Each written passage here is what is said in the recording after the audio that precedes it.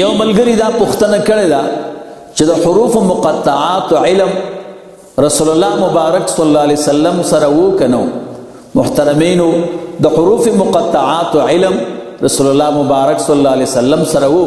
دا سورۃ الرحمن د اول آیت نه معلومیږي. الرحمن علم القرآن خلق الانسان علمه البیان. خود تصریح شدا دا تفسیر روح المانی دے او اول جلد دے صفحہ دا یوصل او شپک دیرش دیزے کہ وی فلا یعرفو بعد رسول اللہ صلی اللہ علیہ وسلم الا الاولیاء الورثہ فهم یعرفونهم من تلک الحظہ.